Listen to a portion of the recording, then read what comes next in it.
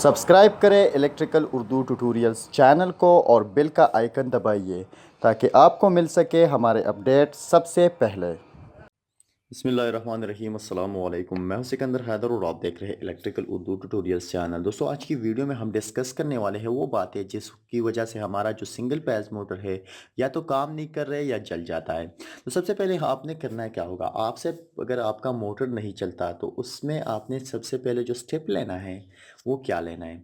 आपने करना क्या है कि आपने अपनी जो सप्लाई है जो मोटर को प्रोवाइडेड है उसको टेस्ट करनी है। ज़्यादातर होता क्या है कि हमारे डिस्ट्रीब्यूशन बोर्ड में हमारा ब्रेकर ट्रिप हो जाता है, या जो हमने जो स्विच लगाया हुआ है वो ख़राब हो जाता है, या हमने जो वायर लगाया हुआ है वो ख़राब हो जाता है और हमारे मोटर को सप्लाई ही नहीं मिलती। इस वजह से हमारा मोटर काम करना छोड़ देता है। तो इस वजह से आपने ये सारी चीज़ें टेस्ट करनी है।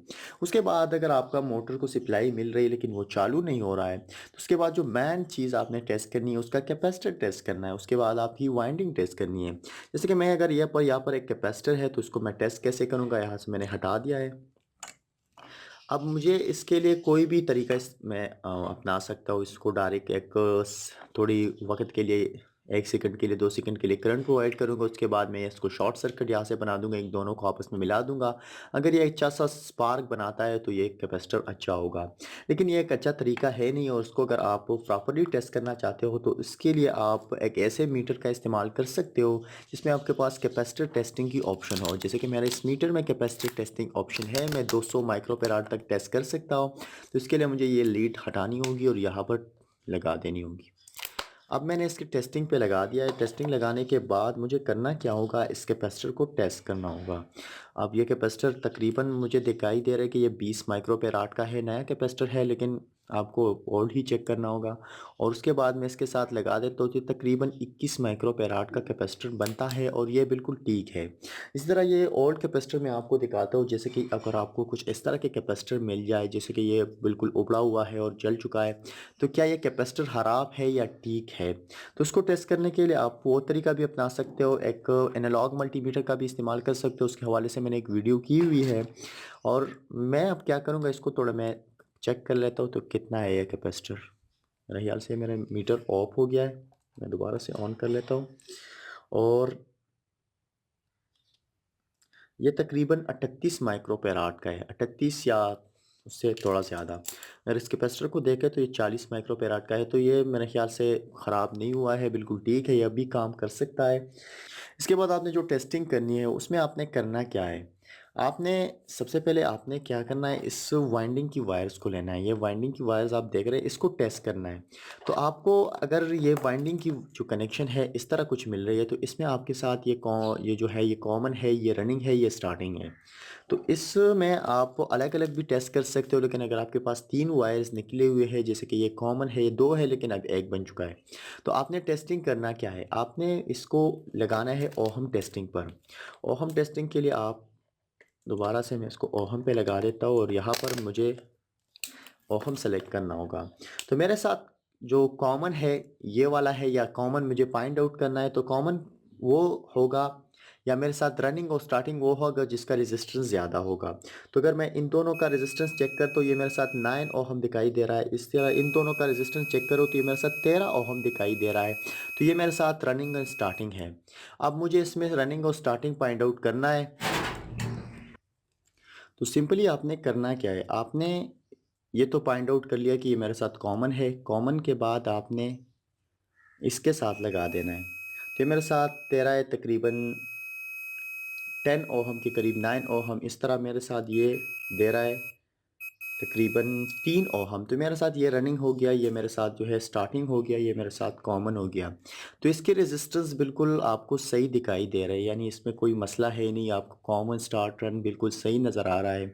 तो फिर भी अगर आपका मोटर नहीं चल रहा है, कोई और मसला करे, लेकिन आपने करना है कि इसका शॉर्ट सर्किट टेस्ट करना है, ठीक है। तो उसके लिए आपने सिंपली बॉडी के साथ लगाना है, कॉमन को लेना है बॉडी के साथ। तो कॉमन बॉडी के साथ कोई भी कनेक्टिविटी नहीं दिखा रहा है तो ये हो गया कि इसका कोई भी कॉइल जो है वो अनइंसुलेटेड नहीं है या आयरन कोर के साथ शॉर्ट नहीं है। अगर आपके पास 4 वायर्स निकले हो, 4 वायर्स, तो फिर और भी बेहतर हो जाता है। आपने वायर्स को हटा देना है। जैसे कि मेरे पास ये अलग वाइंडिंग है, ये दोनों अलग वाइंडिंग है, ये दोनों अलग वाइंडिंग है। इसमें ये अगर ये पतला वायर है तो ये स्टार्टिंग है, ये मेरे साथ मोटा है ये रनिंग है। लेकिन अगर आपका जो सारे जो कनेक्शन है वो एक ही साइज़ के निकले हो तो फिर आपने इसे फाइंड आउट ऐसे करना है कि स्टार्टिंग में हमारे साथ ज़्यादा रेजिस्टेंस होगी और जो रनिंग होगा उसमें रेजिस्टेंस कम होगी। ओहो, यहाँ पर ये जो मेरा वायर लीड है वो निकल गया भाई। चाइना का माल है ना, ऐसा कुछ मसला ज़रूर करता है। आपने करना क्या है, इन दोनों को टेस्ट करना है, ठीक है। मैं थोड़ा इसको हटा देता हूँ, थोड़ा मैं लीड चेंज कर लेता हूँ, ओरिजिनल लगा लेता हूँ, ठीक है। अब ये हो गए, ठीक है। अब दोनों में आपने रेजिस्टेंस कैसे चेक करनी है, सबसे पहले आपने इन दो में चेक किए तो ये मेरे साथ तकरीबन 8 ओहम दिखा रहा है। इस तरह इन दोनों में अगर मैं चेक करूँगा तो मेरे साथ ये 3 ओहम दिखा रहा है। तो ये मेरे साथ रनिंग है, ये मेरे साथ स्टार्टिंग है।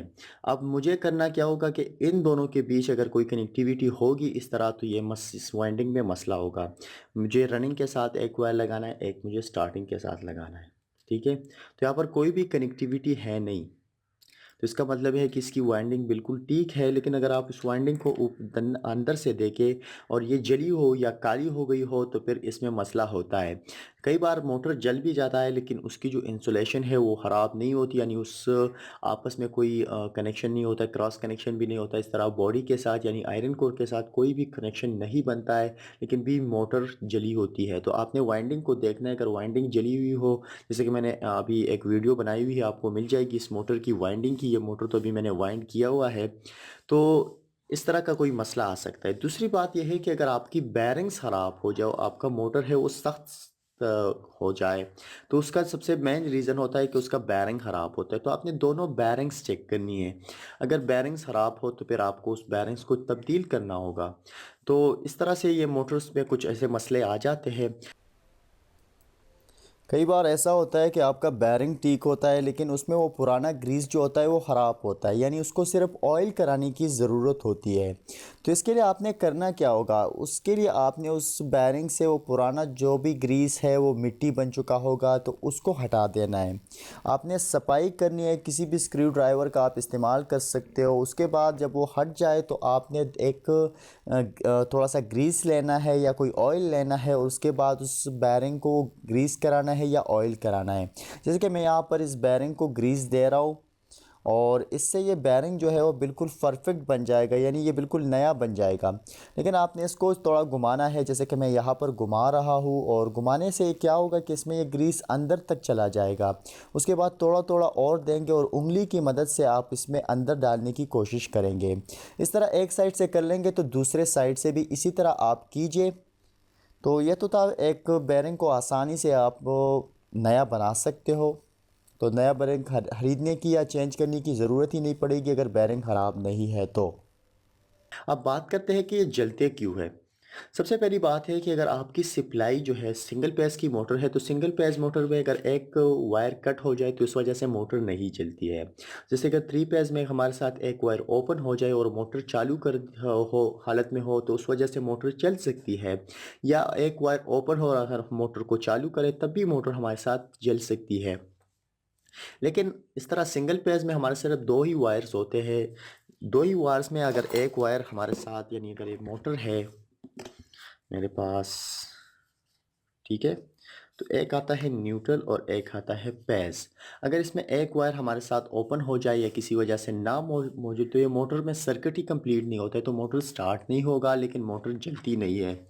मोटर के जलने के कुछ वजूहात ये है कि अगर आपका जो कैपेसिटर है वो ख़राब हो जाए तब भी आपकी मोटर जो है वो जल सकती है, इसकी वाइंडिंग ख़राब हो सकती है। दूसरी बात यह है कि अगर आपका वोल्टेज कम हो जाए, यानी 220 वोल्ट पर ये मोटर चलता है और इसको 100 वोल्टेज 150 180 मिलता है, तो उस वजह से भी ये जल सकती है, या इससे कोई कम वोल्टेज मिल जाए। तो उसके बाद अगर आप दूसरी वजह आती है कि इसमें और क्या मसला हो सकता है मोटर जलने की। हमारे साथ बैरिंग का बात तो मैंने की है कि बैरिंग की वजह से ज़्यादातर मोटर जल जाते हैं। इस तरह दूसरी जो मेन रीज़न है मोटर की जलने का। यहाँ पर वाटर सील आगे लगा होता है, अगर वाटर सील ख़राब हो जाए तो पानी इसमें आ जाता है, या ऊपर से अगर इसमें पानी गिर जाए तब भी ये मोटर हमारे साथ ख़राब हो जाती है। या कोई भी ऐसी इंटरनली अगर कोई चीज़ इसमें चली जाए, या अगर इसमें कुछ चीज़ गिर जाए, रेत गिर जाए, कोई भी चीज़ हो तो ये मोटर जल सकती है। तो इसलिए अगर हम इसको ऐसा सेफ बनाएँ कि वाटर प्रूफ भी हो जाए, हमारे साथ डस्ट प्रूफ भी हो जाए तो ये बेहतर होगा। तो यही थी तो कुछ वजूहात जिस पर मोटर जलती है। कुछ और भी चीज़ें हैं, कई-कई मोटर्स हमारे साथ डिफरेंट टाइप्स के मोटर्स आते हैं, कुछ में कुछ के स्टार्टिंग कैपेसिटर आते हैं, कुछ में रनिंग कैपेसिटर आता है। स्टार्टिंग कैपेसिटर के अलग-अलग हम कुछ क्लच प्लेट लगाते हैं, अगर वो ख़राब हो जाए तब भी हमारे साथ मोटर चालू नहीं होती और जल भी सकती है। तो ये थे तो कुछ आम सी वजूहात जिस वजह से आपकी मोटर चल सकती है या काम करना छोड़ सकती है। इसी के साथ ही आज की वीडियो ट्यूटोरियल ख़त्म होती है। मज़ीद ट्यूटोरियल के लिए हमारे यूट्यूब चैनल को ज़रूर सब्सक्राइब कीजिए। हमें अपनी दुआ में याद रखिए, हमारे वीडियो को लाइक और शेयर ज़रूर कीजिए। अल्लाह हाफ़िज़।